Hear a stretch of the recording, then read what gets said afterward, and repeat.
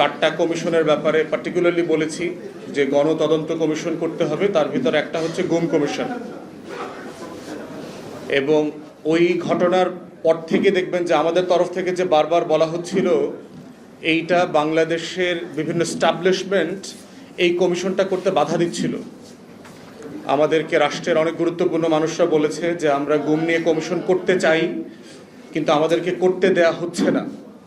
এবং আপনারা দেখেছেন যে গুম কমিশন ফর্মড হবার পরেও 6 মাস পর্যন্ত লেগেছে শুধুমাত্র নেগোশিয়েট করতে আয়নাঘরটা ভিজিট করবার জন্য। তো যারা দেখবেন, আমার যারা সমালোচক আছে তারা দেখবেন যে আমার কিছু শব্দ চয়ন নিয়ে, কিছু বকাঝকা নিয়ে প্রচুর কথা বলে। আপনারা আজকে যারা গুম পরিবারের সদস্যরা আছেন এবং গুম পরিবারের যারা সার্ভাইভার আছেন, এই যে বক্তব্য শুনলেন, এই বক্তব্য শোনার পরে যারা গুম করেছেন তাদেরকে কোন বাংলাতে কথা বলা উচিত? আসলে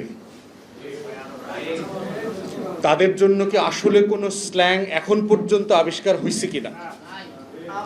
পৃথিবীর যত গালি আছে, এই প্রত্যেকটা গালিকে যদি আপনি একত্রিত করে একটা রাগ অ্যান্ড রেইজে পরিণত করেন, তারপরও হচ্ছে এই মানুষগুলোকে সাফিসিয়েন্টলি গালি দেবার মতো কোনো শব্দ এখনো ডিকশনারিতে তৈরি হয়নি।